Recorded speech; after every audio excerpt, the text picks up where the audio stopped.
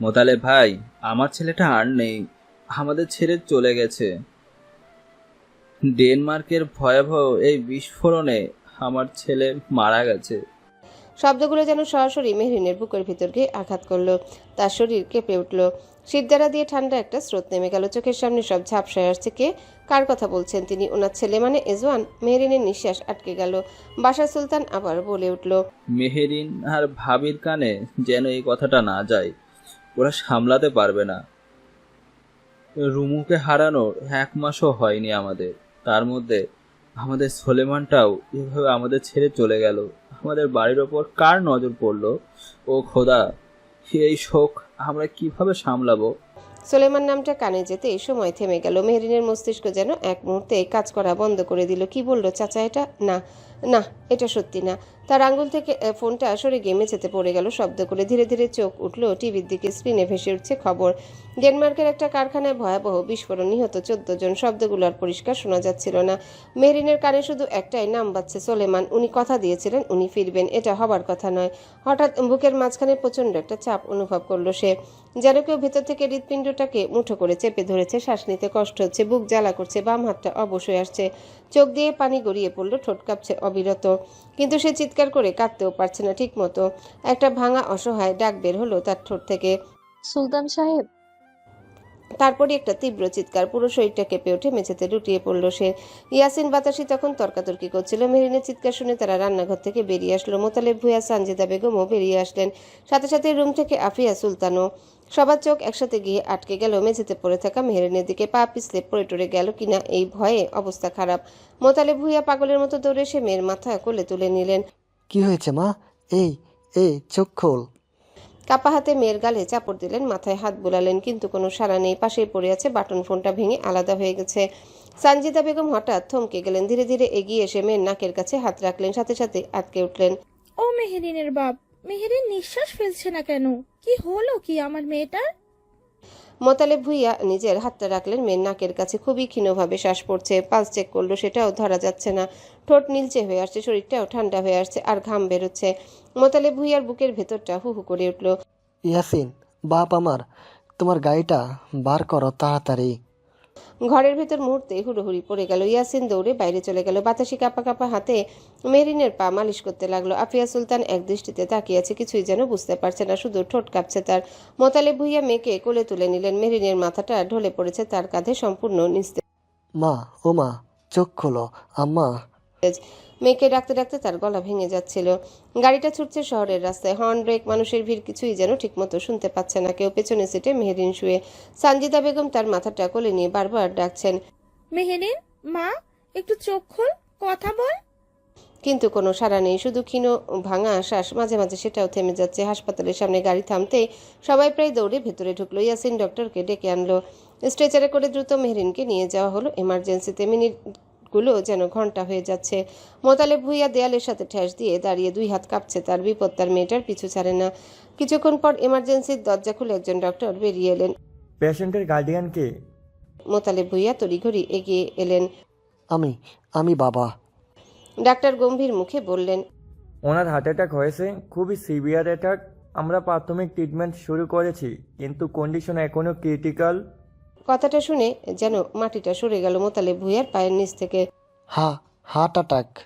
তার গলা শুকিয়ে গেল। ডাক্তার আবারও বললেন, এই অল্প বয়সে হার্ট অ্যাটাক করাটা মনে হচ্ছে হঠাৎ করে কোনো বড় শক পেয়েছেন, সেই কারণেই এই অবস্থা। সানজিদা বেগম হঠাৎ মুখ চেপে কান্না আটকে রাখার চেষ্টা করলেন। হার্ট অ্যাটাক করেছে তার ওইটুকু মেয়ে, কি হয়েছিল? ফোন এমন ভাঙা ছিল কেন? এমার্জেন্সির ভিতরে মেহেরিন নিথর হয়ে শুয়ে আছে। মেশিনে তার হৃদস্পন্দনের অনিয়মিত শব্দ, বিপ বিপ। ডাক্তাররা ব্যস্ত, কেউ ইঞ্জেকশন দিচ্ছে, কেউ মনিটর দেখছে, অথচ কেউ কিছুই জানে না মেহরিনের ভেতরের পুরো দুনিয়া যে থেমে গেছে সেই এক মুহূর্তে, যখন সে শুনেছিল সোলেমান আর নেই। আর সেই একটাই বাক্য তার হৃদয়টাকে ভেঙে দিয়েছে চিরতরে। এজওয়ান চোখ খুলে নিজেকে আবিষ্কার করলো আধুনিক এক হসপিটালের রুমে। মুখে মাস্ক লাগানো, মাথায় ব্যান্ডেজ, শরীরে অসহ্য যন্ত্রণা। হাত থেকে স্যালাইনটা খুলে মুখ থেকে মাস্কটাও খুলে ফেললো। তারপর উঠে বসতে গিয়ে অনুভব করলো টনটনে ব্যথা, তবে তোয়াক্কা করলো না। ওভাবে বেড থেকে উঠে পাশ থেকে রক্তে মাখা শার্টটা গায়ে জড়িয়ে কেবিন থেকে বের হবে এমন সময় কেবিনের ভিতর ডক্টরের সাথে প্রবেশ করলেন এক পুলিশ অফিসার। এ কি, আপনি উঠেছেন কেন? কোথায় যাচ্ছেন অসুস্থ শরীর নিয়ে? এজওয়ানকে ধরতে আসলে এজওয়ান ধরতে মানা করে, বলে, আমাকে যেতে হবে ইন্সপেক্টর, আমাকে যেতে হবে। আমার বউ আমার জানকে ওরা তুলে নিয়ে গেছে আমার চোখের সামনে, অথচ আমি কিছুই করতে পারলাম না। এর মানে কি জানেন? আচ্ছা, আপনি শান্ত হন। আপনার সুস্থ হওয়াটা জরুরি। আমরা খুঁজবো আপনার ওয়াইফকে। আমি ভরসা করতে পারবো না কাউকে। আর আমি সুস্থ, শ্বাস নিতে পারছি, কথা বলতে পারছি, বেঁচে আছি, মানে আমি ফাইন। এখন সামনে থেকে সরুন অফিসার, আমাকে যেতে হবে। অফিসার ধরতে আসলে এজওয়ান ঝাড়া মেরে ফেলে দেয়। দরজা অব্দি হেঁটে যেতেই শরীর দুর্বল থাকায় তাল সামলাতে না পেরে পড়ে যেতে নিলে অফিসার ধরে ফেলে। এজওয়ানকে বেডে বসিয়ে বলে, দেখছেন তো আপনি ঠিকমতো হাঁটতে পারছেন না, তাহলে স্ত্রীকে খুঁজবেন কি করে? সুস্থ হতে হবে তো, আমাদের উপরে ভরসা রাখুন। আমরা খুঁজবো, কোনো ত্রুটি রাখবো না। আপনার স্ত্রীর নাম কি? এজওয়ান মাথা চেপে ধরে বলল। তারিকুলের বেটি। অফিসার চোখ বড় হয়ে আসলো। হোয়াট? কি হট? এই নাম জীবনে শুনেননি? অনেক নামই শুনেছি, তবে এমন নাম জীবনেও শুনিনি। ভীষণ আনকমন। ইয়েস, তার নাম মতো সেও আনকমন, সুন্দর না? হ্যাঁ, দারুণ নাম। এমন নাম পৃথিবীতে গুণে এক পিসে পাওয়া যায়। কিসব ননসেন্স কথাবার্তা। এই জন যেহেতু পৃথিবীতে এক পিস, সেহেতু তার তারিকুলের বেটিও তো এক পিসই হবে। ঠিক আছে, আপনার তরিকুলের বেটিকে আমরা খোঁজ করা শুরু করে দিচ্ছি। ভাগ্যিস ওখানকার লোকজন আমাদের ফোন দিয়ে জানিয়েছিল রাস্তায় বিস্ফোরণ হয়েছে। তারা আপনাকে ঠিক সময় গাড়ি থেকে বের না করলে এতক্ষণে উপরে চলে যেতেন। হয়েছে কেন দেওয়া? এখন প্রতিটা রুট চেক করুন, প্রতিটা সিসিটিভি ফুটেজ, গাড়ির নম্বর মনে আছে আমার। লিখুন, 24 ঘন্টার মধ্যে আমার বউকে আমার চোখের সামনে চাই। এখন আসুন, রেস্ট নেব আমি। অফিসার ডাক্তার চলে যেতেই তার কিছুক্ষণ পর এজওয়ান লুকিয়ে বেরিয়ে গেল। সর্বপ্রথম গেল নিজের ল্যাবে, তার বানানো অ্যাপসটায় ঢুকলো। কোনো দুর্ঘটনা ঘটলে তার অ্যাপসে সংকেত দেওয়া হয়। যদি ওই ব্যক্তি এই অ্যাপসটা ব্যবহার করে তাহলে। এজওয়ান চেক করে দেখলো দেওয়া হয়েছিল সতর্কবার্তা। মাহি তার মানে ওই অ্যাপসটা ফোনে ডাউনলোড করেছিল আর সচল রেখেছিল। আশার আলো ফুটে উঠল। মনিটরে মাহির ইউজার আইডিটা বের করলো, তারপর লোকেশনটা ট্র্যাক করলো। লোকেশন শহর থেকে অনেক দূরে। নাম ভেসে উঠল ব্লু মাউন্টেন্স অঞ্চল। সিডনির আগাগোড়া তার জানা। শহরের কোলাহল থেকে অনেকটা দূরে, প্রায় পরিত্যক্ত একটা এলাকা। পুরনো গুদামঘর, ফাঁকা রাস্তার ঘন কুয়াশা যেন সবসময় সেখানে লেগে থাকে।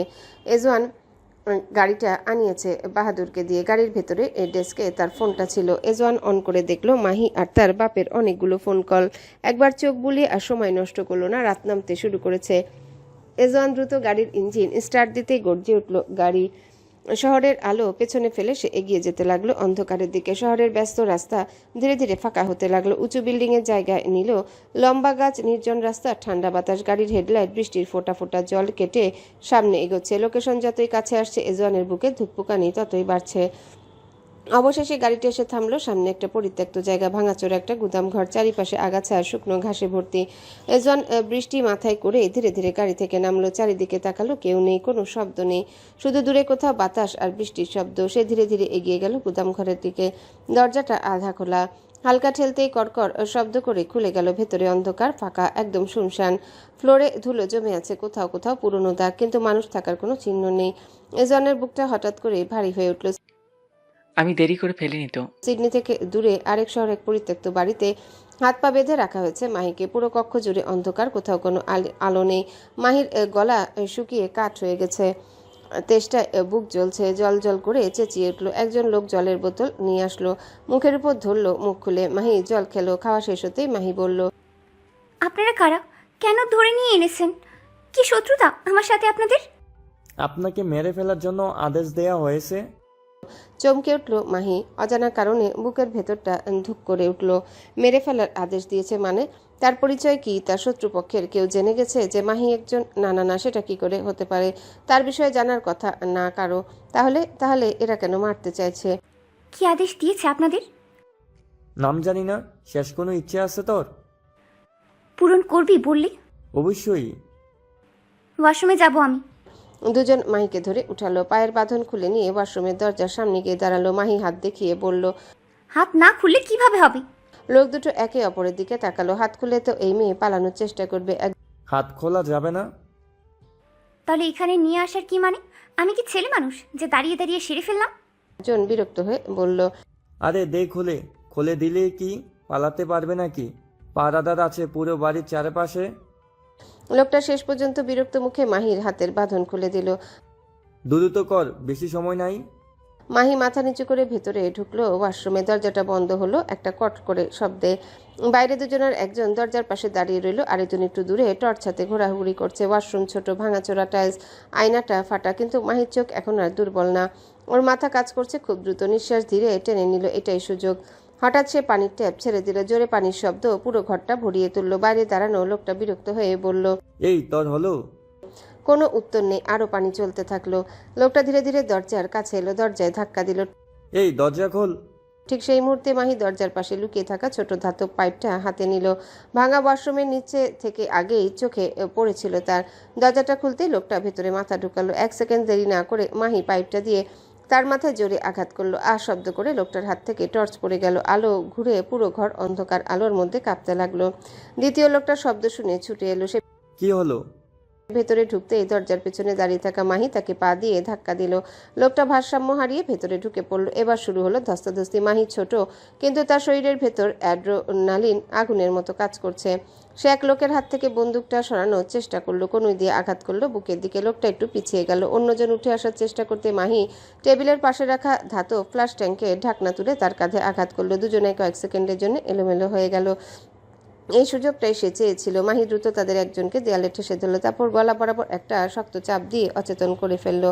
অন্যজন যখন উঠে আসছিল সে তার হাত ঘুরিয়ে মাটিতে ফেলে দিল, পায়ের নিচে আটকে রেখে জোরে আঘাত করলো ঘাড়ে।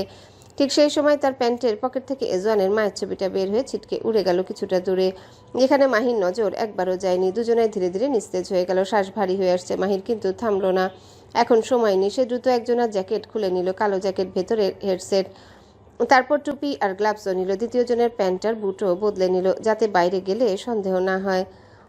আয়নার সামনে এক মুহূর্ত দাঁড়ালো সে। বাইরের দরজার ওপাশে পায়ের শব্দ শোনা যাচ্ছে দূর থেকে। আরও কেউ আসছে। মাহিনীর শব্দে দরজা খুলে বের হলো। হেডসেটটা কানে লাগিয়ে নিচু গলায় হাঁটতে শুরু করলো। চারিদিকে অন্ধকার, কুয়াশা আর পুরনো গুদামের ভাঙা কাঠামো। সে মাথা নিচু করে হাঁটছে, হাতে পিস্তল। দেখে মনে হচ্ছে সে ওদেরই একজন। মাহি বেরিয়ে যেতে নিলে একজন জিজ্ঞাসা করলো, কোথায় যাচ্ছিস? মাহি হাতের আঙ্গুল দেখিয়ে বুঝালো প্রকৃতির ডাকে সাড়া দিতে। তাদের দৃষ্টি ঘুরে গেল। সেই সুযোগে মাহি সেই পরিত্যক্ত বাড়ি থেকে বের হয়ে দৌড় শুরু করলো। তার জানা নেই সে কোথায়, এই জায়গার নাম কি, তবে এই মুহূর্তে জঙ্গল থেকে বের হতে হবে, দূরে লোকালয়ে যেতে হবে, এজনকে জানাতে হবে। মাহি যখন অর্ধেক জঙ্গল পেরিয়ে এসেছে তখন পেছনে ফেলে আসে শত্রুরা টের পেয়ে গেছে মাহি পালিয়েছে। তারা আর সময় নষ্ট করেনি, ছুটলো তারাও। মাহিকে তাদের লাগবে, না মারতে পারলে তারা যে মরবে। এজওয়ান সিডনির ব্লু মাউন্টেন্স অঞ্চল থেকে বের হলো। তার যে কি রাগ লাগছে। ফোনের গ্যালারিতে গিয়ে মাহির ছবিগুলো বের করলো। বেশিরভাগ ছবি এজওয়ান তুলেছিল। মাহির অজান্তে গাড়ি স্টার্ট দিল সে। ফোনটা সামনের ডেস্কে রেখে ঠোঁটের কোনায় আঙ্গুল ঠেকিয়ে পড়ল। লুডো খেলার 97 নম্বর সাপটাই হচ্ছে তুমি, তারিকুলের বেটি। কথা ছিল আমি তোমাকে মেরে ফেলবো, সময় পেলেই মেরে ফেলবো। সেজন্য তো বিয়েটা করেছিলাম, কিন্তু দেখো কি হলো। শালা ভালোবাসা আমাকে মাথাচ্ছুত বানিয়ে ফেললো। তোমার ব্যথায় নিজে ব্যথিত হই। মনে হয় আমার শরীরে কেউ আগুন ধরিয়ে দিয়েছে। তোমার নিখোঁজে দেখো আমার কি অবস্থা হয়েছে। পাগল হয়ে যাচ্ছি। শালা শত্রুকে মারার চক কষতে কষতে নিজের শত্রুকেই ভালোবেসে ফেললাম আমি, আর ভালোবেসেই ফেঁসে গেলাম। নিজের জন্য বাঁচিয়ে রাখা সবটুকু ভালোবাসা তোমাকে দিয়ে দিলাম, নিজেকে আর ভালো না বেসে। নিজের প্রিয়জনদের থেকে তোমাকে লুকিয়ে বাঁচিয়ে রাখতে হচ্ছে আমাকে। এখন কোথায় গেলে, কোথায় পাবো বলো? আমি যে তুমি ছাড়া নিঃস্ব। এখন আমার তোমাকে লাগবে। পৃথিবী এফোর ওপর করে হলেও আমার তোমাকেই লাগবে। যতদিন বাঁচবো তোমাকে সাথে রেখেই বাঁচবো, আর মরলে তোমাকে সাথে করে নিয়েই মরবো। সাথে সাথে এজওয়ানের ফোনে কল আসলো, আননোন নাম্বার। এজওয়ান রিসিভ করতে ওপাশ থেকে মাহি বলল, হ্যালো ইজওয়ান, শুনতে পাচ্ছেন? এজওয়ানের বুকের ভেতরটা যেন ঠান্ডা হলো। তারিকুলের বেটি, হেই তুমি কোথায় আছো জান? কোথায় আছো? আমি পাগলের মতো খুঁজে চলেছি তোমায়। জায়গাটার নাম আমার জানা নেই, ধরতে পারছি না কোথায় আছি। আপনি আসুন, ওরা বুঝে গেছে আমি পালিয়ে এসেছি। পিছু ধাওয়া করছে। আমি একটা টেলিফোন বুথ থেকে আপনাকে ফোন করেছি। আমি আসছি আমি। তুমি কোথাও শেপলে লুকিয়ে থাকো। আমি লোকেশন ট্যাগ করে আসছি। মাহি ফোনটা কেটে দিল। দূর থেকে গাড়ির হেডলাইটের আলো জ্বলতে দেখে আর এক মুহূর্ত থাকলো না, বুথ থেকে বেরিয়ে সোজা দৌড়ানো শুরু করলো। এজওয়ান লোকেশন ট্র্যাক করে দেখলো এটা লিথগো শহর। এজওয়ান গাড়ি স্টার্ট দিল। অর্ধেক পথ আসতে আবারও কল আসলো, বাবা ফোন করেছে। এজওয়ান রিসিভ করতেই বাসার সুলতান রাগে ফুঁসতে ফুঁসতে বলল, জানোয়ারের বাচ্চা, তোর ফোন কই থাকে? কতগুলো ফোন দিয়েছি। এজওয়ান নিজের অ্যাক্সিডেন্টের বিষয়টা এড়িয়ে গিয়ে বলল, কি হয়েছে বলো? তুই কিছু শুনিসনি? জানোয়ার নিউজ দেখিসনি? আহা, কথা পেঁচিও না তো। কিসের নিউজ? আমি ব্যস্ত আছি, কথা বলার মতো পরিস্থিতিতে নেই। কি হচ্ছে তাড়াতাড়ি বলো, তা না হলে ফোন কাটলাম। সোলেমান, তোর ভাইজান আর নেই, বিস্ফোরণে মারা গেছে। এজওয়ানের হাত থেমে গেল। গাড়ি জোরে ব্রেক কষলো। কি? এ কি সব উল্টোপাল্টা কথা বলছো? ভাইজান? হেই, না না, মিথ্যা বলছো। ভাইজান কিভাবে আমাদের ছেড়ে চলে যেতে পারে? মিথ্যা, মিথ্যা, সব মিথ্যা। এজওয়ান ফোন কেটে ইব্রাহিমকে কল লাগালো। বাশার সুলতান আর ইব্রাহিম ডেনমার্কে সেই গোডাউনের সামনে দাঁড়িয়ে আছে। ভেতরে সব পুড়ে ছাই হয়ে গেছে। লাশ শনাক্তকরণ করার জন্য হসপিটালে নিয়ে যাওয়া হচ্ছে। ইব্রাহিম নিষ্প্রভ মলিন চোখে দেখছে পুড়ে যাওয়া গোডাউনটা। তার একমাত্র প্রিয় বন্ধু তার সলেমান আর নেই। এ যেন অবিশ্বাস্য বিষয়। ও তো এসেছিল নিজের বাবা মায়ের খুনিদের ধরতে, তাহলে কেন ওর সাথে এমন হলো? বাশার সুলতান হাত পা ছড়িয়ে বসে আছে। এজওয়ানকে ফোন করে বকলো। ছেলেটাকে কাজের সময় পাওয়া যায় না। পকেটে থাকা ফোনটা বেজে উঠতে ইব্রাহিম বের করে দেখলো এজওয়ান করেছে ফোন। রিসিভ করতে এজওয়ান অস্থির গলায় বলল, ভাই, এসব আমি কি শুনছি? ভাইজানের কি হয়েছে? আব্বা সব বললো কেন? ভাইজান কি সত্যি? ইব্রাহিমের চোখ দিয়ে জল গড়ালো। ছোট্ট করে বলল, আর নেই। না, তুমি মিথ্যা বলছো। নিজের চোখে দেখেছো ভাইজানের লাশ? দেখেছো? না, সব পুরো ছাই হয়ে গেছে, শরীর বোঝা যাচ্ছে না। ডিএনএ টেস্ট করে লাশ শনাক্তকরণ করা হবে। তাহলে কেন তোমরা বলছো ভাইজান মরে গেছে? সোলেমান এখানেই এসেছিল ওর বাবা মায়ের খুনিকে ধরতে। আমি বিশ্বাস করি না, আমার ভাইজান মরতে পারে না। আমি এখন কি করব ভাই? এদিকে ভাইজান, আরেকদিকে মাহি। আরেকদিকে মাহি মানে? মাইকে কজন মিলে তুলে নিয়ে গেছে এয়ারপোর্ট থেকে। ফোন দিয়েছিল কতক্ষণ আগে। ও কোনো মতে পালিয়ে বেড়াচ্ছে। ওর পিছু ধাওয়া করেছে ওই কুত্তার বাচ্চারা। মাহিকে বাঁচা তুই, আমি আর চাচা এদিকে আছি। আমি মাইকে বাঁচিয়েছি, আসছে। আমি মাইকে বাঁচিয়ে আসছি ভাই। ততক্ষণ সামলাও। আমার বিশ্বাস আমার ভাইজানের কিচ্ছু হয়নি। আমার ভাইজান বেঁচে আছে। আগুন নেভার পর ধ্বংসস্তূপ থেকে যেটুকু উদ্ধার করা গেল তা কোনো মানুষের দেহ বলার মতো ছিল না। জ্বলে যাওয়া, বিকৃত, প্রায় চেনার অযোগ্য। ডেনমার্ক পুলিশের ফরেন্সিক ইউনিট দেহগুলো নিয়ে যায় কোপেনহেগেনের মেডিকেল এক্সামিনেশন সেন্টারে।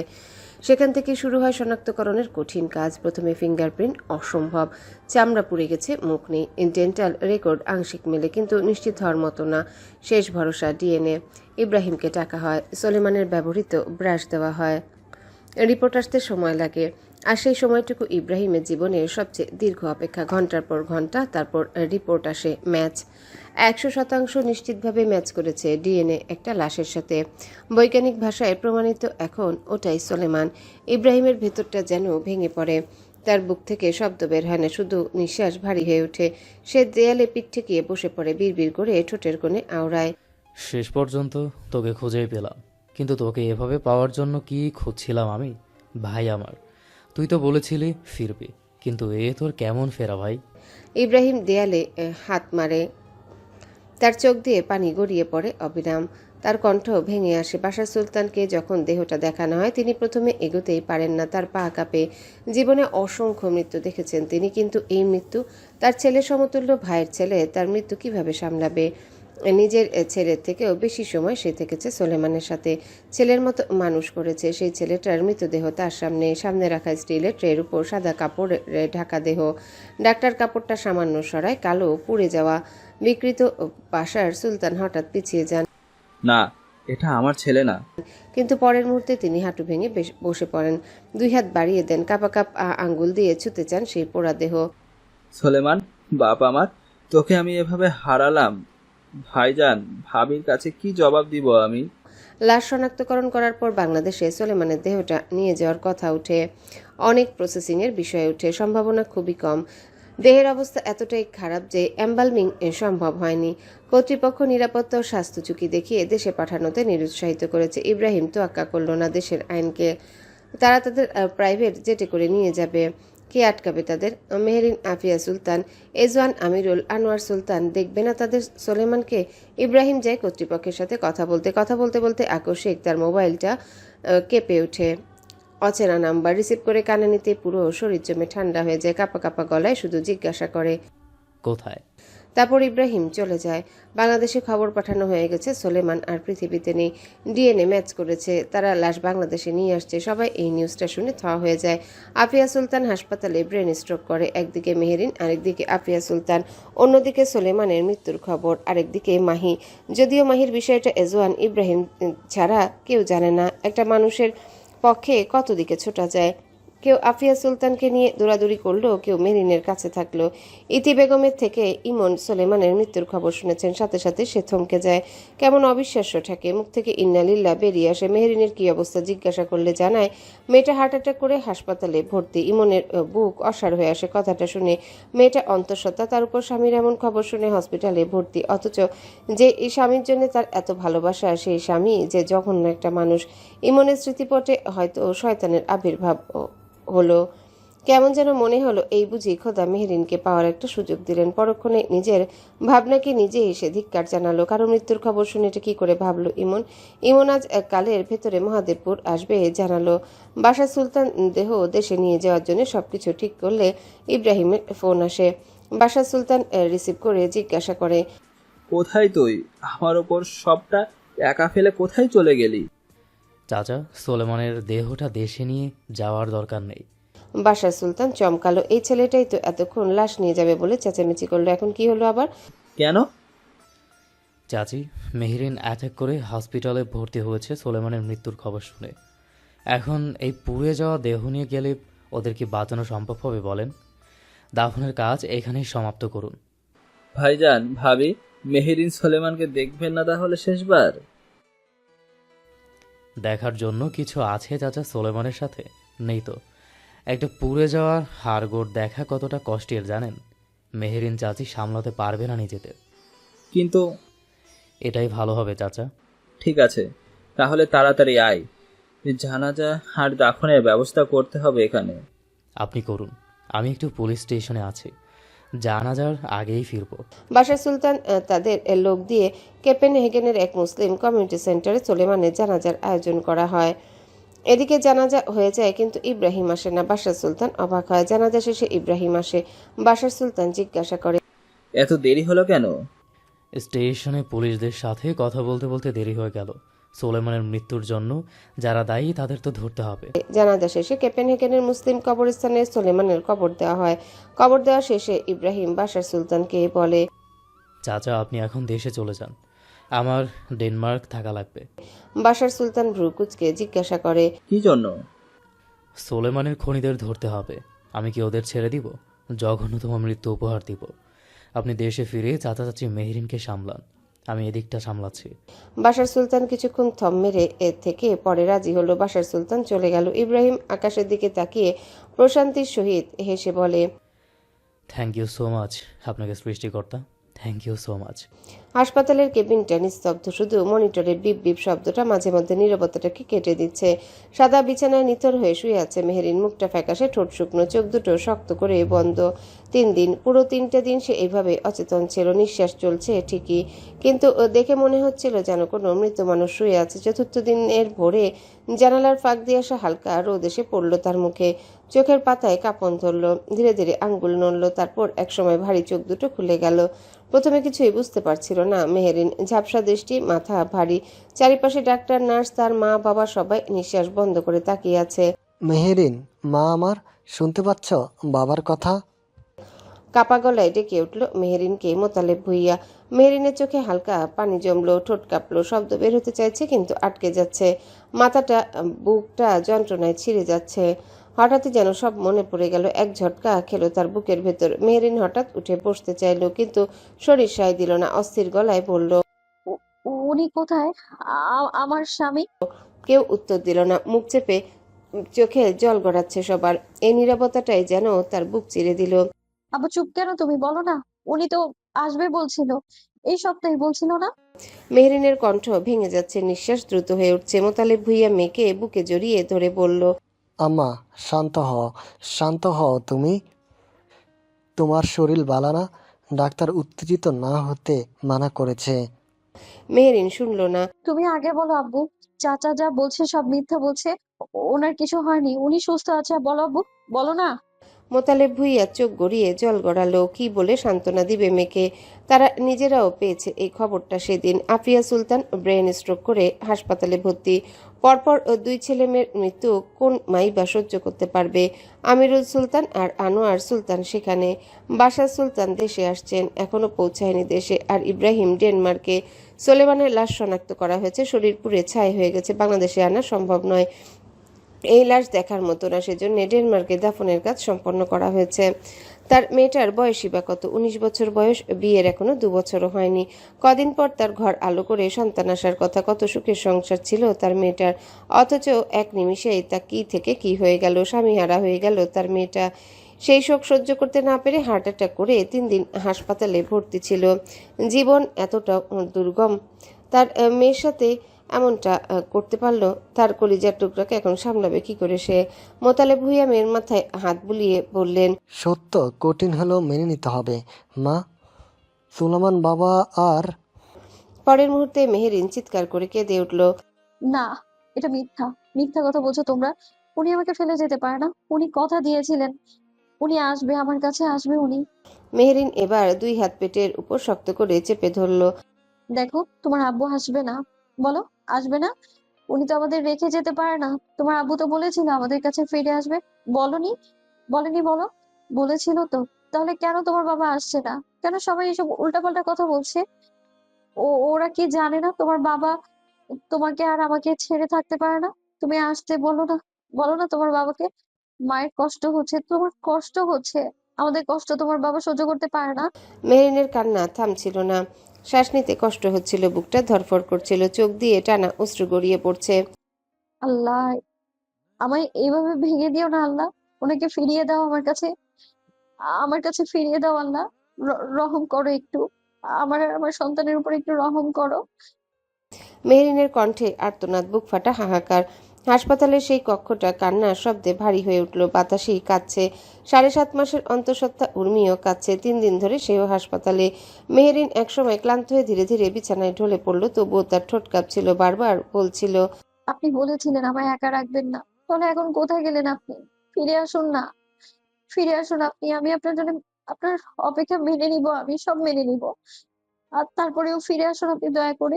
চোখের কোণ বেয়ে ধীরে ধীরে পানি গড়িয়ে পড়তে লাগলো। তার চোখ বন্ধ হয়ে এলো আবার, কিন্তু এবার অচেতনতার জন্য না, অসহ্য ব্যথা আর ক্লান্তিতে। রাস্তায় চলন্ত গাড়ির ভেতর এজনে সারা শরীর কাঁপছে, ভয়ঙ্করভাবে কাঁপছে। একদিকে প্রিয়তমা, আরেকদিকে বাপ সমতুল্য বড় ভাইয়ের মৃত্যুর খবর তাকে ভেতর থেকে শেষ করে দিচ্ছে। মেহেরিন যে হার্ট অ্যাটাক করেছে সেই খবর কানে আসেনি। কানে আসলে হয়তো আরো দুশ্চিন্তা বাসা বাঁধত মস্তিষ্কে, ভাবি আর ভাবির অনাগত বাচ্চাকে নিয়ে। এজন ব্লু মাউন্টেনের অঞ্চলটায় যাওয়ার পথে কমপক্ষে 5 বার গাড়ি থামিয়েছে। তার পক্ষে একা যাওয়া সম্ভব না, কোনো মতেই সম্ভব না। এজন নিজের মধ্যে নেই, তার মাথায় হাজারো চিন্তা, ভয় ঘুরপাক খাচ্ছে। তার কোনো ভুল পদক্ষেপের কারণে মাহিকে সাফার করতে হতে পারে। সে পকেট থেকে ফোনটা বের করলো, ডানকান লুইসকে ফোন করে বলল, I want 100 police officers right now. It's an emergency. Send him there. এজওয়ান লোকেশন পাঠিয়ে দিল। রাতটা যেন আজ ইচ্ছে করে আরো কালো হয়ে নেমেছে। ব্লু মাউন্টেন্স পেরিয়ে লিথকো নির্জন সড়কগুলোতে এখন শুধু সাইরেনের প্রতিধ্বনি। একটার পর একটা পুলিশের গাড়ি এসে থামছে, হেডলাইটের অন্ধকার চিরে আলো ফেলছে। ঝোপঝাড়, ভাঙাঘর, জঙ্গলের গভীরে পুরো এলাকা ঘিরে ফেলেছে অফিসাররা। এজওয়ান দাঁড়িয়ে আছে রাস্তার ধারে, চোখ লাল, চোয়াল শক্ত, হাত কাঁপছে, কিন্তু কণ্ঠ না। নিউ সাউথ ওয়েস্ট পুলিশ ফোর্সের অফিসাররা দ্রুত ঘিরে ফেলল পুরো এলাকা। রেডিওতে নির্দেশ ভেসে উঠছে, team alpha not S cover করো। টিম বাবু, হল দিস করো। কেউ যেন জঙ্গলের বাইরে বের হতে না পারে। এজওয়ান এগিয়ে গেল, চোখ দুটো অসম্ভব লাল। লাইভ অবস্থায় খোঁজে চাই তাকে, যেভাবেই হোক। ঘন জঙ্গল, ভেজা মাটি, পায়ের নিচে শুকনো ডাল ভাঙার শব্দ। টর্চের আলো অন্ধকার ভেদ করে এগোচ্ছে। অফিসাররা ছড়িয়ে পড়েছে চারিদিকে। কেউ ঝোপ সরাচ্ছে, কেউ পুরনো কাঠের ঘর চেক করছে, কেউ পাহাড়ি ঢাল বেয়ে নিচে নামছে। আর প্রতিবার ভেসে আসছে ক্লিয়ার, নেগেটিভ, নাথিং হেয়ার। প্রতিটা শব্দ এজওয়ানের বুকের ভিতর ধাক্কা মারছে। সে নিজেও থেমে নেই, পাগলের মতো খুঁজে জঙ্গলের আনাচে কানাচে। অন্যদিকে ঘন ঝোপের ভেতর দিয়ে দৌড়াতে দৌড়াতে প্রায় ভেঙে পড়ার অবস্থায় মাহি, নিঃশ্বাস ভারী, গলা শুকিয়ে কাঠ, পায়ের নিচে কাটা বিচ্ছে, কাপড় ছিঁড়ে গেছে কয়েক জায়গায়। মাহি শ্বাস নিতে কষ্ট হচ্ছে, বুক ওঠানামা করছে দ্রুত, পা কাঁপছে, তবু থামার উপায় নেই। মাহি দৌড়াচ্ছে জঙ্গলের ভেতর, অন্ধকারের ভেতর, মৃত্যুর হাত থেকে পালিয়ে। পেছনে ভারী বুটের শব্দ, লোকগুলো থেমে নেই। মাহিকে ধরার প্রাণপণ চেষ্টা চালাচ্ছে তারা। ভেসে আসে কিছুক্ষণ পর পর ভারী গলা। ওই দিকে গেছে, ধর, পালাতে পারবে না।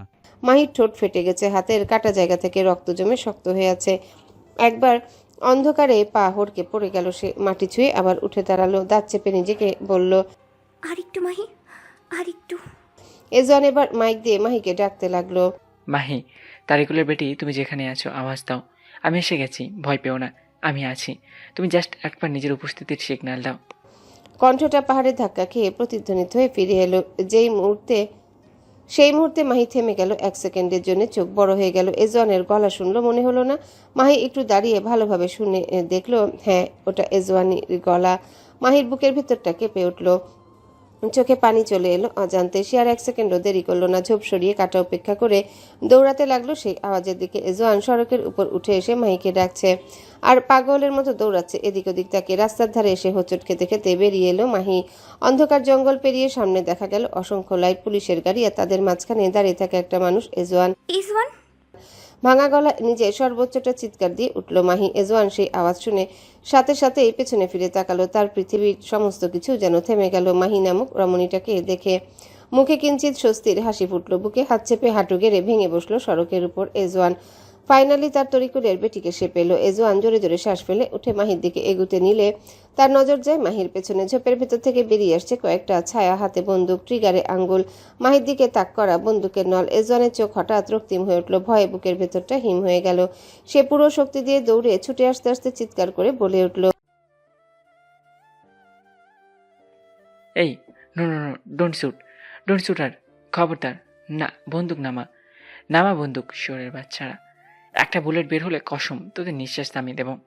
মাহি এজওয়ানের কথাগুলো শুনে থেমে দেখার জন্য পিছনে ফিরে তাকালো, আর সাথে সাথে এই দুটো বুলেট এসে বিঁধল মাহির বুক বরাবর।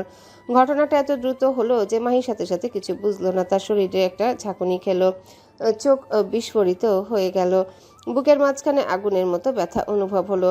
পরনের পোশাক রক্তে ভিজে যেতে লাগলো, হাত চলে গেল সেই ক্ষত জায়গায়, দেখতে পেল হাতে রক্ত। মাহি এবার সামনে তাকালো, দেখলো এজওয়ান খ্যাপা সিংহের মতো দৌড়ে আসছে। পুলিশের গুলো একের পর এক বুলেট ছুটছে সেই লোকগুলোর উপর। কজন সাথে সাথে হয়তো মারা গেল, আর কজন হয়তো আধা মরা হয়ে রাস্তায় রইল, আর তা না হলে পালিয়ে গেল। মাহি আর নিজের শরীরের ভারসাম্য ধরে রাখতে পারল না। ধীরে ধীরে শরীর ভেঙে মুখ থুবড়ে পড়ে গেল পিচঢালা রাস্তার উপর। চোখ বুজে আসার আগে অনুভব করলো এজওয়ান মাহির দেহটাকে আগলে নিয়েছিল শক্ত করে তার বুকের সাথে, গালে হাত রেখে অধৈর্যের মতো ডেকে চলছিল। অ্যাম্বুলেন্স গাড়ি, ডক্টর বলে বলে চিৎকার করছিল। মাহি আর মেলে রাখতে পারেনি চোখ। এজওয়ানের বুকের উপরে ঢলে পড়তে বুঝে ফেলে চোখ, অথচ মাহি চোখ মেলে তাকিয়ে থাকতে চেয়েছিল, দেখতে চেয়েছিল আরও কিছুক্ষণ। এজওয়ানের পাগলপনা, অস্থিরতা, তাকে বাঁচানোর সেই মরিয়া চেষ্টা, সবটা সে দেখতে চেয়েছিল ভীষণভাবে। সাইরেনের শব্দ যেন হঠাৎ আরও তীব্র হয়ে উঠল। এজওয়ান অ্যাম্বুলেন্স অ্যাম্বুলেন্স করে চিৎকার করে উঠছে, কণ্ঠ ভেঙে যাচ্ছে তার, হাত দুটো কাঁপছে। বুকের সাথে শক্ত করে চেপে ধরে রেখেছে মাহিকে। রক্তে ভিজে গেছে তার শার্ট, হাত, পুরো শরীর। কয়েকজন অফিসার ছুটে এলো। অ্যাম্বুলেন্স আসতেই স্ট্রেচার নামানো হলো, মাহিকে স্ট্রেচারে তোলা হলো, অক্সিজেন মাস্ক লাগানো হলো। এক প্যারামেডিক দ্রুত প্রেসার চেক করছে, আরেকজন গুলির জায়গা চেপে ধরেছে। এজওয়ান উঠে বসলো অ্যাম্বুলেন্সে। মাহির হাতটা নিজের হাতে শক্ত করে চেপে ধরে বলছে, মাহি, শুনতে পাচ্ছ? চোখ খোলো, আমি আছি তো, আমি চলে আসছি না, আর কোনো ভয় নেই তোমার পাখি, তুমি চোখ খোলো। অ্যাম্বুলেন্স ছুটে চলল অন্ধকার চিরে। কিছুক্ষণের মধ্যে হাসপাতালে জরুরি বিভাগে এক মুহূর্তে সরগরম হয়ে উঠল। স্ট্রেচার ঠেলে ভেতরে নিয়ে যাওয়া হলো মাহিকে। সেই দরজার বাইরে দাঁড়িয়ে রইল এজওয়ান। তার বুক ওঠানামা করছে দ্রুত, চোখ দুটো রক্তিম, হাত দুটো কাঁপছে, স্থির থাকতে পারছে না। একজন ডাক্তার বের হতে এজওয়ান ছুটে গিয়ে জিজ্ঞাসা করলো, মাহির কি অবস্থা ডক্টর? ও সুস্থ হয়ে যাবে তো? ডক্টর সরু চোখে তাকালো। আমরা চেষ্টা করছি, বুলেট দুটো বুকের ভিতর অনেকটা গভীরে ঢুকে গেছে। বুলেট ঢুকেছে, বুলেট বের করুন না শরীর থেকে। অবস্থা খুবই ক্রিটিক্যাল। হঠাৎ গর্জে উঠল এজওয়ান। ক্রিটিক্যাল মানে কি আবার? আপনি ডাক্তার না? রোগী বাঁচানো তো ফরজ আপনাদের। বাঁচান, আমার মাইকে বাঁচান, যা লাগে করুন, টাকা, রিসোর্স যা লাগে আমি এজওয়ান দেব। ডাক্তার কিছু বলতে গেলে এজওয়ান তার কলার চেপে ধরলো। একটা কথা মনে রাখো ডাক্তার, ওর কিছু হলে কিন্তু আমি এই হাসপাতাল জ্বালিয়ে দেবো বলে রাখছি। কয়েকজন নার্স আর সিকিউরিটি ছুটে এসে তাকে ধরে সরিয়ে দিল, স্যার প্লিজ কাম ডাউন। কিন্তু এজওয়ান শুনছেই না। তার গলা আটকে গেল, শব্দগুলো ভেঙে গেল মাঝপথায়। হাঁটু গেড়ে বসে পড়ল মেঝেতে, মাথায় হাত দিয়ে বসে শুধু বিড়বিড় করছে। কিচ্ছু হওয়া যাবে না মাহির, কিছু হওয়া যাবে না। সময় যেন থেমে গেছে। 1 ঘন্টা 2 ঘন্টা। অপারেশন থিয়েটারের লাল বাতিটা এখনো জ্বলছে। এজওয়ান একটুও নড়েনি, একই জায়গায় বসেছিল, চোখ ফাঁকা, অন্তরে ঝড়। ডক্টররা ছুটাছুটি করছে। এজওয়ান এর নিজেকে কেমন অসহায় লাগছে। শালার একটা মেয়ে তাকে কি থেকে কি বানিয়ে ছাড়লো। এজওয়ান বসা থেকে উঠে হসপিটালের ছাদে আসলো। রাতে শেষ ভাগ এখন। এজওয়ানের পকেটে হাত গুজে রেলিং ঘেঁষে দাঁড়ালো, আকাশের দিকে তাকিয়ে বলল, আমি আপনাকে কখনো ডাকিনি, কখনো না, আজও ডাকবো না। আমার বিশ্বাস আপনি মায়ের কিছু হতে দেবেন না। আর আমি এটা কেন জোর গলায় বলছি সেটা আপনিও জানেন, আর জানেন বলেই মাইকে বাঁচাবেন। আমাকে তো আপনার কাছে যেতে হবে একদিন, তাই না? আপনার কাছে যাওয়ার জন্য তো একটা মাধ্যম লাগবে। আমি জানি সেই মাধ্যম মাহি।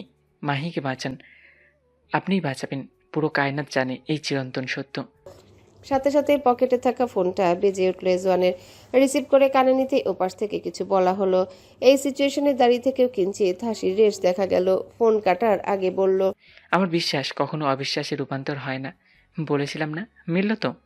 অপারেশন থিয়েটারের লাল আলোটা নিভে গেছে শুনে এজওয়ান নিচে নেমে আসলো। দরজা খুলে ডাক্তার বের হলো ধীর পায়ে। এজওয়ান দৌড়ে গিয়ে দাঁড়ালো সামনে। ডক্টর, কেন আজেবাজে নিউজ কিন্তু আমি ডক্টর, কোনো আজেবাজে নিউজ কিন্তু আমি শুনতে চাই না। মুখ দিয়ে বের হলে কিন্তু পুঁতে দেব বলে রাখছি। 1 সেকেন্ডে নীরবতা থেকে ডক্টর বলল, আমরা বুলেট বের করতে পেরেছি, কিন্তু আবার কিন্তু বলছিস কেন? এই জানের মায়া নেই তোর? মেরে ফেলবো কিন্তু। ডক্টররা বিরক্ত হলো। আমাদের কথা শুনুন, হম্বিটম্বি না করে শক্ত করুন নিজেকে। রক্তক্ষরণ অনেক বেশি হয়েছে, এখনও বিপদ কাটেনি ওনার। পরবর্তী 24 ঘন্টা খুব গুরুত্বপূর্ণ। মানে বলতে চাইছি শুভেচ্ছা আছে, শ্বাস চলছে। মৃত্যুই বা কখন বললাম আমরা? এজওয়ান চোখ বন্ধ করে ফেললো এক মুহূর্তের জন্য, তারপর ধীরে ধীরে মাথা নেড়ে বলল, সেটাও ঠিক, আমি ওকে দেখতে চাই। না করলেও তো শুনবেন না। যান দেখে আসেন, কলিজা ঠান্ডা করেন। এসে থেকেই চড়াও হচ্ছেন শুধু। আইসিইউতে মাহি শুয়ে আছে, মুখ ফ্যাকাশে, ঠোঁট শুকনো, বুকের উপর ব্যান্ডেজ। এজওয়ান ধীরে ধীরে এগিয়ে এলো। মুখে অক্সিজেন মাস্ক লাগানো, এখনো সেন্সলেস হয়ে আছে, শ্বাস চলছে ধীর গতিতে। এজওয়ান খুব আস্তে করে মাহির হাতটা নিজের হাতে তুলে নিল। রাগ হচ্ছে তার, প্রচন্ড রাগ হচ্ছে। রাগী গলাতে বলল, ভণ্ডর বাচ্চা, এত শত্রু জুটেছিস কিভাবে? তোর এত শত্রু থাকবে কেন বল? কার পাকা ধানে মই দিতে গিয়েছিলিস শালি? মেরে ফেললে কি হতো তখন? আমাকে পাগল বানানো ধান্দা তোর, বন্দির বাচ্চা। যেখানে তুই আমাকে এত জ্বালানোর পরও আমি তোকে কখনো থাপ্পড় দিইনি, ব্যথা পাবি বলে খুব জোরে হাতটা অবধি ধরিনি, সেখানে ওই খানকি ছেলে 2টো গুলি মেরে দিল তোর বুকে। অবশ্য গুলিটা আমার মারা উচিত ছিল, হারামির বাচ্চা। তোর ওই বুকে তো আমি নাই, যেই বুকে আমি নাই সেই বুকে কেন থাকবে অক্ষত বোঝা আমারে? এই শুনছিস, এতগুলো কথা যে বললাম, না শোনাই ভালো। তোর জ্ঞান থাকলে জীবনেও এসব বলতাম না সামনে। জ্ঞান নেই বলেই বলছি। বিস্ত্রি ফিস্ত্রি ভাষায় বকবো আমি তোরে এখন। একটা বোকাও কানে নিবি না, খবরদার। মরার মতো শুয়ে থাক। ওর তো তোর নটাঙ্গিপনা দেখি না কতদিন তোর খবর রাখিস। তোর নটাঙ্গিপনা দেখি না কতদিন তার খবর রাখিস। যাওড়া বেটে, খালি কষ্টই দিতে চাই আমারে। সত্যি সত্যি একদিন মরে যাবি দেখিস, আমি মরার পর। মেহরিনকে অলংকারপুর নিয়ে আসা হয়েছে। আফিয়া সুলতানকে ঢাকায় শিফট করা হয়েছে। মেহরিনকে বাসায় নিয়ে আসার পরও স্বাভাবিক হতে পারেনি। মেয়েটা রুম ছেড়ে বের হয় না, আলোতে ভয় পায়, অন্ধকারকে আপন করে নিয়েছে, ঠিকমতো খাবার খায় না, সারাক্ষণ কাঁদে, আল্লাহকে ডাকে। তার অদ্ভুত এক বিশ্বাস তার স্বামী থেকে ছেড়ে যায়নি স্বার্থপরের মতো। সে এখনো আশা নিয়ে বেঁচে আছে, রাত পোহালে তার স্বামী আর তাদের অনাগত সন্তানের নিকট ফিরে আসবে। অথচ রাতের পর রাত কেটে ভোর হয়, কিন্তু তার স্বামী আর ফিরে আসে না। মোতালেব ভুইয়া 3 বেলা খাবার নিয়ে আসে রুমে, বলে কয়ে 2 লোকমার বেশি খাওয়াতেই পারে না। কাঁদতে কাঁদতে চোখের নিচটা বসে গেছে, রাত জাগার ফলে কালো হয়ে গেছে। বাতাসিকে ইয়াসিন নিয়ে যায়নি, তাদের মধ্যে কথাবার্তা বন্ধ হয়েছে। বাতাসি আলাদা রুমে থাকছে সেরিনের সাথে মেহরিনদের বাসায়। মেহরিনের রুমে থাকা হচ্ছে না। মেহরিন রুম অন্ধকার করে রাখে সবসময়, কারোর সাথে কথা বলে না। ইতি বেগম উর্মি এসে পাশে বসে থাকে কতক্ষণ, মেহরিন হয়তো খেয়ালও করে না। ইমন আসে মহাদেবপুর, কিন্তু মেহরিনকে সে দেখতে পারে না। মেয়েটা যে রুম থেকে বের হয় না, আর রুমে ঢুকে মেহরিনকে দেখাটাও দৃষ্টিকটু। তবে রোজ আসে মেহরিনদের বাড়ি, মোতালেব ভুঁইয়ার সাথে কথাবার্তা বলে। এর মধ্যে একদিন খবর আসলো ইব্রাহিম মেহরিনকে ডেনমার্কে নিয়ে যেতে চাচ্ছে। স্বামীর কবরটা নাকি তার দেখা উচিত, কিন্তু মেহরিন যাবে না বলে দিল। কিসের কবর? তার স্বামী বেঁচে আছে না, তাহলে কবর দেখতে যাবে কেন? ইব্রাহিম একটু জোর করলো ফোনে, কিন্তু মেহরিন তো মেহরিনই যাবে না। ইব্রাহিমের ফোন তার কাছে দিতে মানা করে দিল তার বাবাকে। ইব্রাহিম দিনে 10-12 বার ফোন করতো, কিন্তু মেহরিন রাজি হয়নি। উর্মিও রেগে গেল ইব্রাহিমের উপর। মেহরিন যাবে না বলছে, তারপরেও কেন জোর করছে? বাসার সুলতানও ফোন করে ধমকালো, ভাইস্তা বেঁচে নেই। সেখানে ইব্রাহিম কি করে ডেনমার্কে নিয়ে যেতে চায় মেহরিনকে, তাও আবার একা? ইব্রাহিম এরপর আর ফোন করেনি। মাহির জ্ঞান ফিরেছে। হসপিটালের সব বিল এজওয়ান পেমেন্ট করে কেবিনে আসতেই দেখলো সাফওয়ানকে। মুহূর্তে চোখে মুখে রাগে ফেটে যেতে লাগলো। এই গোলামের পুত এখানে আসলো কি করে? মাহি এবার তাকিয়ে আছে সাফওয়ানের দিকে। সাফওয়ানের চোখ মুখ শুষ্ক। মাহির এই খবরটা পেয়ে সে ছুটে এসেছে হসপিটালে। এতক্ষণ বসেছিল। মাহির জ্ঞান ফিরতে সে মাহির হাতটা ধরতে চাইলে পেছন থেকে এজওয়ান হুঙ্কার দিয়ে বলে, just touch her, I will kill you. Safwan পেছনে তাকালো। এজওয়ানকে দেখে বসা থেকে দাঁড়াতে এজওয়ান এগিয়ে এসে সাফওয়ানকে বাঁ হাত দিয়ে সরিয়ে দিয়ে নিচে দাঁড়ালো মাহির কাছে। Just stay away from her. And why are you here? Safwan ভ্রু কুচকালো এই কথা শুনে। আমি এখানে মানে? অস্বাভাবিক আশাটা। মাহির এই অবস্থা, আর আমি আসবো না? না, আসবেন না। Who are you? You know that very well. No, I don't know. জানেন না যখন তখন শুনুন, আমি সেই ব্যক্তি যার থেকে আপনি মাহিকে জোর করে কেড়ে নিয়েছেন। আমি তার সেই ভালোবাসা। জাস্ট কিপ ইউর মাউথ শাট। ভুল ভাবনা এটা। মাহি শুরু থেকেই আমার ছিল, সেজন্য মাহি আমার কাজে হেরেছে। হয়েছে, জোর করে করেছেন। সেজন্য মাহি আমার হয়েছে, এটা ভেবেই তাহলে নিজের মনকে সান্ত্বনা দিন। Trust me. সেদিন যদি জানতাম আপনাকে বাঁচাতে গেলে আমার গায়ে এসে গুলিটা লাগবে, ট্রাস্ট মি, আপনাকে আমি কোনোদিনই বাঁচাতাম না। আপনি মরে গেলে একটা দুশ্চিন্তা অন্তত কমতো। আমার ঘাড়ের উপর চেপে বসে আছেন আপনি, নামার নামই নিচ্ছেন না মিয়া। এখন বেরোন তো। কথাটা বলে এজওয়ান মাহির দিকে তাকালো। বিরক্তিতে তার চোখ মুখ কুচকে আছে। অসুস্থ শরীর নিয়ে কার এমন ঝগড়াঝাটি ভালো লাগে? উফ, থামুন না আপনি, থামুন আপনারা। সাফওয়ান, আপনি আসুন এখন দয়া করে। I am fine. কিন্তু মাহি? আই সেড গো। সাফওয়ান চলে গেল, তবে দেশ ছেড়ে নেয় হসপিটাল ছেড়ে। এজওয়ান মাহির মাথার কাছটায় বসলো, মাহির মাথায় হাত বুলিয়ে বলল, এমন ছ্যাঁচড়া ছেলে কি দেখে ভালোবেসেছিলে তুমি? তারিকুলো বেটি, পুরাই বিরক্তকর। মাহি চোখ পাকিয়ে তাকালো। এজওয়ান নিজে কম ছ্যাঁচড়া নাকি? আসছে আরেকজনকে ছ্যাঁচড়া বলবে। বিশ্বের 1 নম্বর ছ্যাঁচড়া লোক এজওয়ান সুলতান। আমার আপনাকে কিছু দেখানোর আছে। এজওয়ান চোখ টিপে বলল, সুস্থ হওয়া আগে, তারপর ট্রাস্ট মি, তোমার সব কিছু দেখবো আমি, মানে সব কিছু, পুরো মনোযোগ সহকারে। মাহি চিমটি দিল এজওয়ানের হাতে। সব কিছু শুধু ফাজলামো। I am serious. I am too serious. ফাজিল, বেঁচে ফিরলাম কেন? যত সব নাটক দেখার জন্য? না, শুধুমাত্র আমাকে উদাম শরীরে দেখার জন্য। You know what I mean? Mahi মুখ ফিরিয়ে নিল। দূর, এই খবিশের সাথে অসুস্থ শরীর নিয়ে কথা বলে শরীর খারাপ করার কোনো মানে নেই। সুস্থ হলেই বলবে। আফিয়া সুলতানকে হাসপাতাল থেকে সুস্থ অবস্থায় সুলতান নিবাসে ফিরিয়ে আনা হয়েছিল। কিছুদিন তিনি তুলনামূলক ভালোই ছিলেন, কিন্তু হঠাৎ করে আবারও শারীরিক অবস্থার অবনতি ঘটলে খবর পৌঁছে যায় নওগাঁয়। মোতালেব ভুঁইয়া সিদ্ধান্ত নেন ঢাকায় যাওয়ার। মেহরিনকে জিজ্ঞাসা করলো যাবে কিনা। আশ্চর্যভাবে মেহরিন রাজি হলো যেতে। মোতালেব ভুঁইয়া মেয়েকে নিয়ে ঢাকা গেলেন। প্রথমে আফিয়া সুলতানকে দেখতে হসপিটালে গেলেন। আফিয়া সুলতান মেহরিনের হাত চেপে ধরেছিলেন যতক্ষণ মেহরিন ছিল ততক্ষণ। সন্ধ্যা হতে মেহরিনকে নিয়ে নিবাসে আসেন মোতালেব ভুঁইয়া। মেহরিন নিজেদের রুমে এসে ঢুকলোই, আর বের হতে চাইল না। রাতের খাবার মেয়েড এসে দিয়ে গেল। মোতালেব ভুঁইয়া পেছন পেছন এসে মেয়েকে হালকা করে খাইয়ে দিয়ে শুয়ে পড়তে বললেন। মেয়েকে এর সাথে করে ফিরবেন আবার 2 দিন পর মহাদেবপুর। মোতালেব ভুঁইয়া দরজা টেনে তিনি বেরিয়ে যান, কিন্তু দরজা বন্ধ হওয়ার পরই মেহরিন ভেঙে পড়ে। ফ্লোরে বসে বিছানায় মাথা রেখে নীরবে চোখের অশ্রু বিসর্জন দিতে লাগলো। এই তো তাদের রুম, অথচ রুমের মালিকটা নেই। বেডের পাশে টেবিলটায় তারা সোলেমানের একটা সুন্দর কাপল ছবি। মেহরিন সেটা নিল হাতে। ছবির উপর আঙ্গুল ছুঁয়ে দিয়ে বলল, আসেননি কেন আপনি? আর কত দেরি হবে? দয়া করে তাড়াতাড়ি আসুন না, আমাদের ভীষণ কষ্ট হচ্ছে। ইব্রাহিম ভাইয়া কার না কার কবর দেখাতে নিয়ে যেতে চেয়েছিল, আমি মানা করে দিয়েছি। অন্যের কবর দেখতে আমি কেন যাব বলুন? যাইনি তাই। শুনুন, আসার পথে সাথে করে একটা প্রতিশ্রুতি নিয়ে আসবেন। আমাদের ছেড়ে আর দূরে যাবেন না কখনো। আমাদের এভাবে আর কষ্ট দেবেন না বলুন।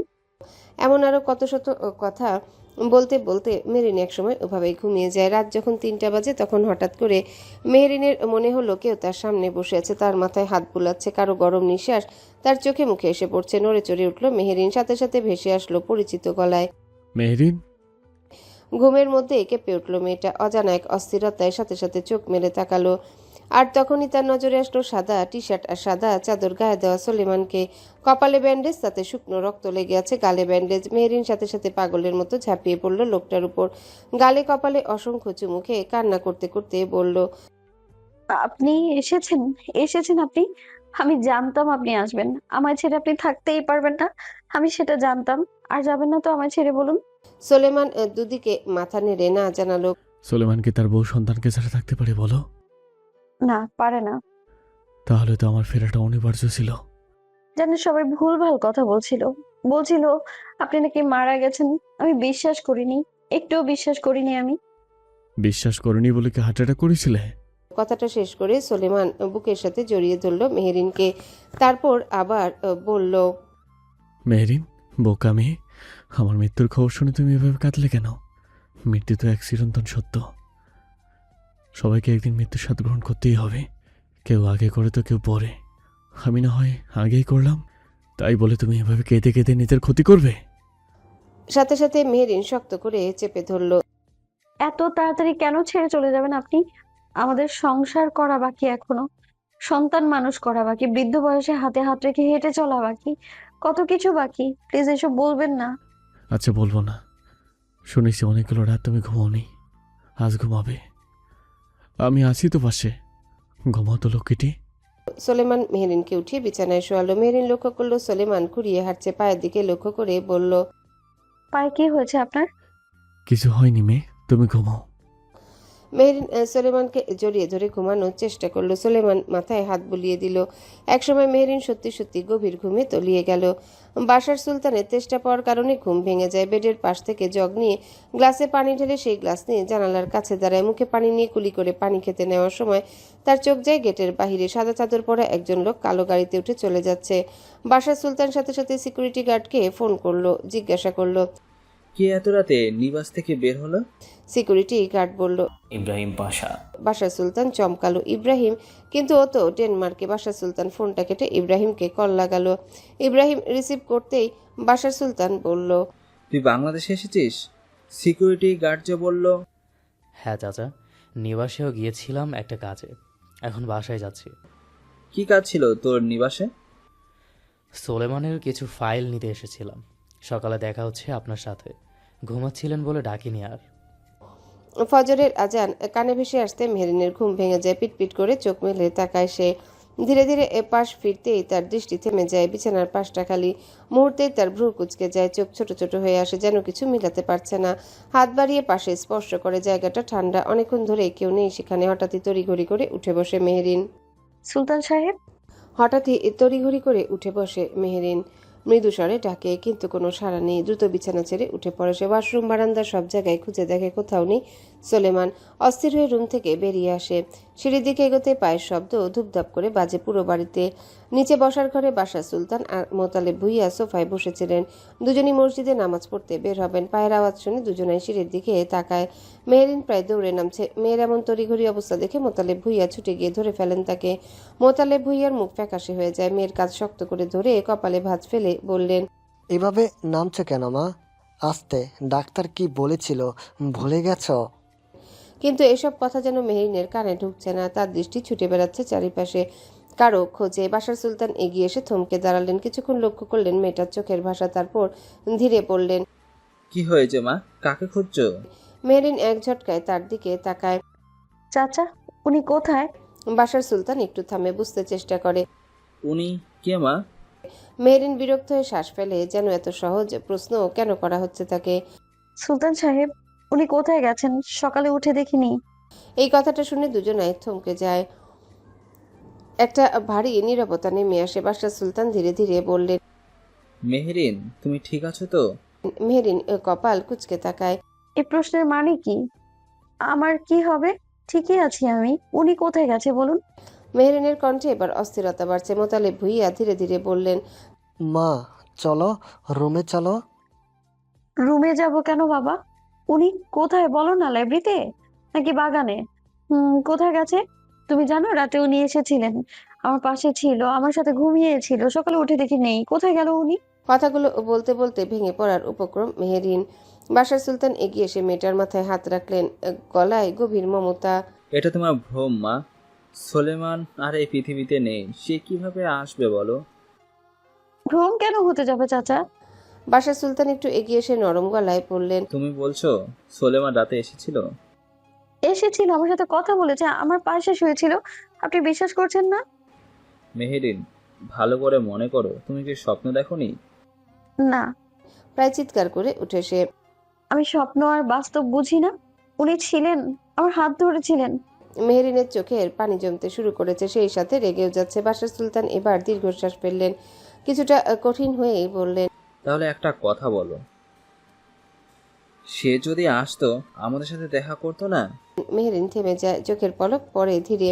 বাশার সুলতান আবারও বলেন, আমাদের সাথে কথা না বলে শুধু তোমার কাছে এসে আবার চলে যেত?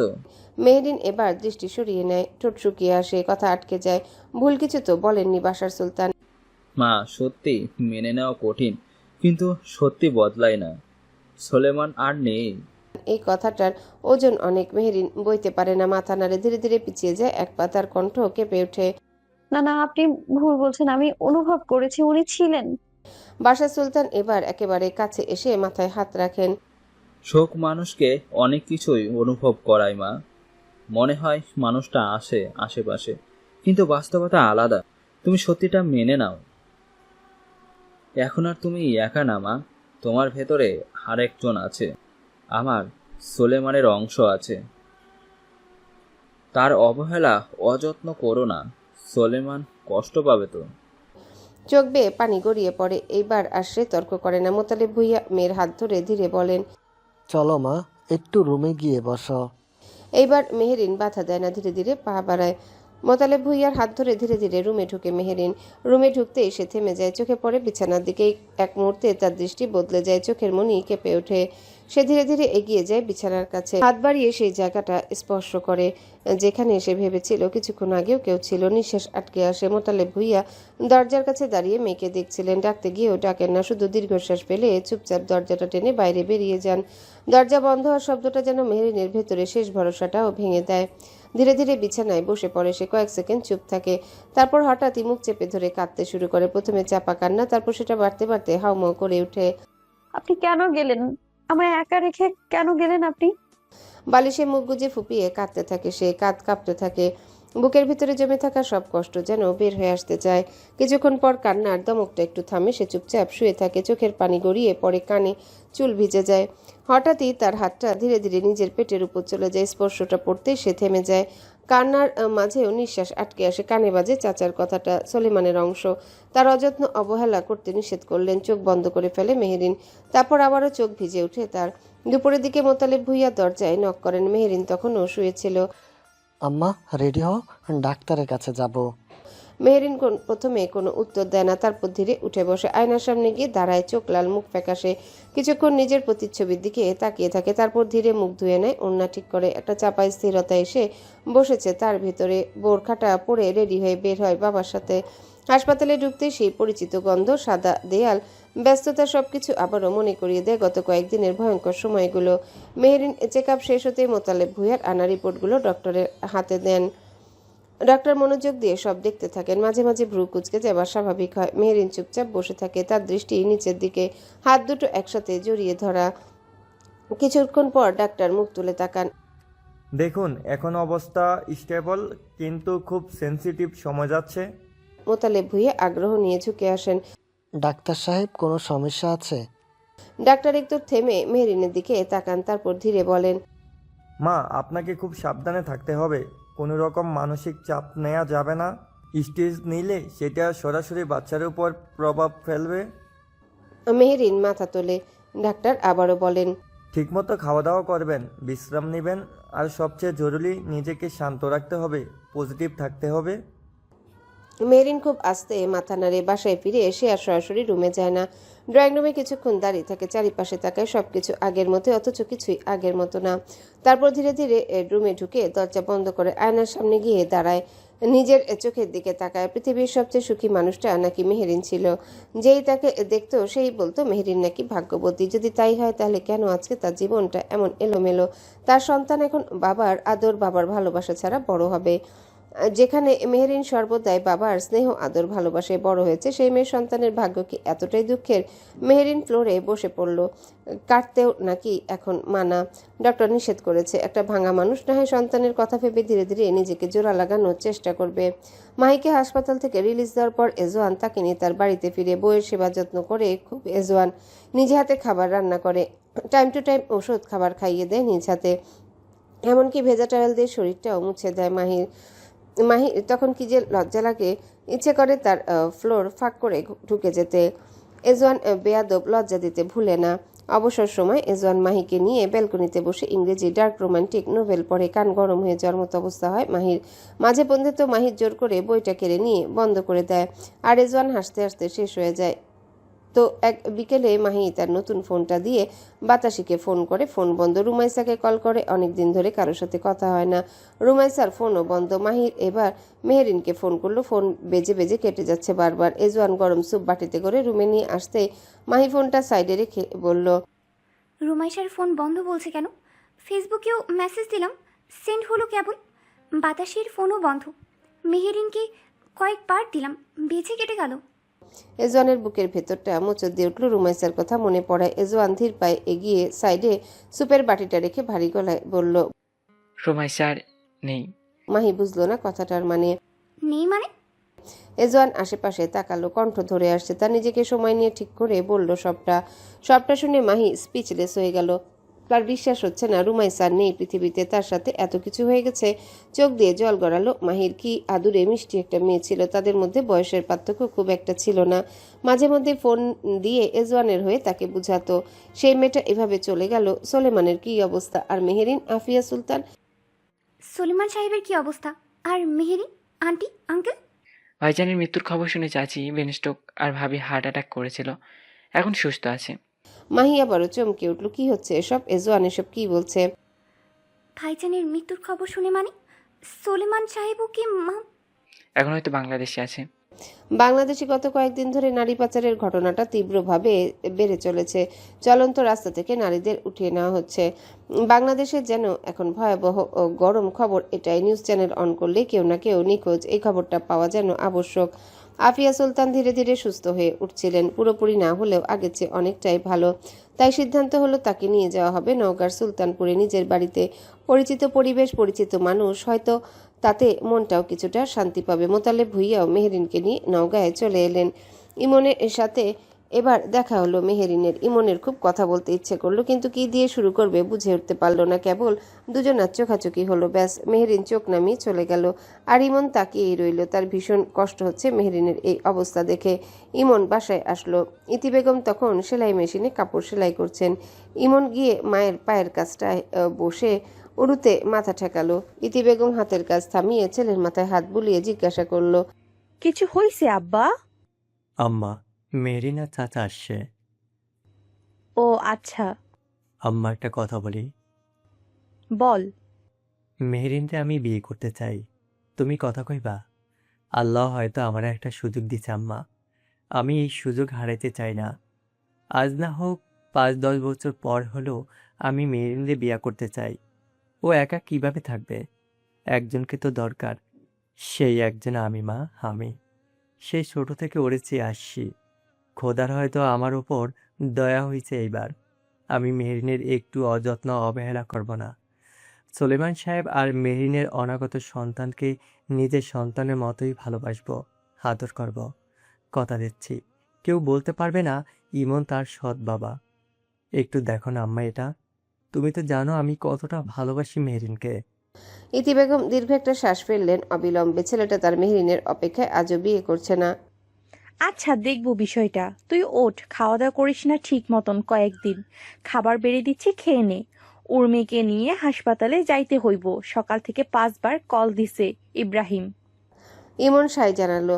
বসা থেকে উঠে ঘুরতে দরজার কাছে উর্মিকে দেখে চমকে উঠল। উর্মি অদ্ভুত এক চোখে তাকিয়ে আছে। ওই চোখের ভাষা বলে দিচ্ছে উর্মি সবটা শুনে ফেলেছে। অস্থির পায়ে এগিয়ে আসলো। ইমন থামিয়ে দিল হাত উঁচু করে। এই কথা যেন বাড়ির বাইরে বের হয়ে মেহেরিনদের বাড়ি অবধি না যায়, খবরদার। উর্মি মাথা নত করলো। সে ধারণা করেছিল তার ভাই কাউকে ভালোবাসে, কিন্তু সেটা যে মেহেরিন হবে বুঝেনি। গ্রামের পরিবেশে প্রথম কয়েকদিন মেহেরিন চুপচাপই ছিল, কথা কম বলতো, নিজের মাঝেই ডুবে থাকতো। তবে আগের মতো অস্থিরতা নেই। সে এখন নিজেকে সামলানোর চেষ্টা করছে, হয়তো লোক দেখানোর জন্য নিয়ম করে খাচ্ছে, বিশ্রাম নিচ্ছে। রাতে আবার ভেঙে পড়ছে। এক রাতে হঠাৎ করেই আকাশ কালো হয়ে আসে, দমকা হাওয়া, বিদ্যুৎ চমকায়, তারপর শুরু হয় তীব্র ঝড়। পুরো গ্রাম যেন কেঁপে ওঠে সেই ঝড়ে। টিনের চাল উঠতে থাকে, গাছ ভেঙে পড়ে, মানুষের মাঝে আতঙ্ক ছড়িয়ে পড়ে। সেই ঝড়ের মধ্যেই ঘটে সবচেয়ে বড় ক্ষতি। ভয়ঙ্কর ঝড়ে গ্রামের মাদ্রাসার একটা দালান ভেঙে পড়ে, দেয়াল ধসে যায়, টিন ছিঁড়ে উড়ে যায়। ভাগ্য ভালো ঝড়টা রাতে হয়েছে, দিনে হলে বড় দুর্ঘটনা ঘটতে পারত। সকালে পুরো গ্রাম জুড়ে শোক আর উৎকণ্ঠা। ক্ষয়ক্ষতির পরিমাণ বিশাল। মাদ্রাসা আবার দাঁড় করাতে অনেক টাকার প্রয়োজন, এমনিতে পুরনো মাদ্রাসা, তার উপর এমন ঘটনায় মাদ্রাসায় নিজ ছেলেমেয়েদেরকে পাঠানো বন্ধ করে দিল বাবা মা। মাদ্রাসা আগে পুরোপুরি ঠিক হবে, তারপর পাঠাবে। অনেক বাবা মা তার সন্তানদের অন্য মাদ্রাসায় ভর্তি করাচ্ছে। এলাকায় মেম্বার আর চেয়ারম্যানকে খবর দেওয়া হয়। মাদ্রাসার শিক্ষকরা গিয়ে বারবার অনুরোধ করেন, কিন্তু রাজনীতি ঢুকে যায় কথার ভেতরে। মেম্বার বলেন, এখন বাজেট নাই, পরে দেখা যাবে। চেয়ারম্যান বলেন, সরাসরি প্রসেস আছে, সময় লাগবে। মেহরিন বাবার মুখে সবটা শুনে একদিন নিজেই বাবার সাথে গেলেন গ্রামের সেই মাদ্রাসায়। যে মাদ্রাসাটার বারান্দাটা ছোট ছোট ছেলে মেয়েদের সমাগমে ভরে থাকতো, সেই মাদ্রাসা আজ নিশ্চুপ। কোনো ছাত্র ছাত্রী নেই, কিছু হুজুরও চলে গেছে। মাদ্রাসা বন্ধ থাকলে তাদের রোজগার বন্ধ, আর রোজগার বন্ধ থাকলে সংসার চলবে কিভাবে? কেউ কেউ অন্য এলাকায় মাদ্রাসা ছুটলো রোজগারের জন্যে। মসজিদের বড় হুজুর একা একা বসে আছেন বারান্দায়। মোতালেব ভুইয়া কথা বললেন, আর তার সাথে বাড়ি ফেরার পথে মেহরিন ধীর গলায় জিজ্ঞাসা করে, হ্যালো বন্ধুরা, পরবর্তী পার্ট খুব তাড়াতাড়ি আসবে, তো সবাই অপেক্ষায় থাকো। আর চ্যানেলটি যারা এখনো সাবস্ক্রাইব করোনি, তারা পরবর্তী পার্ট দেখার জন্য চ্যানেলটি সাবস্ক্রাইব করে রেখো। ধন্যবাদ সবাইকে, আমাদের সাথেই থেকো।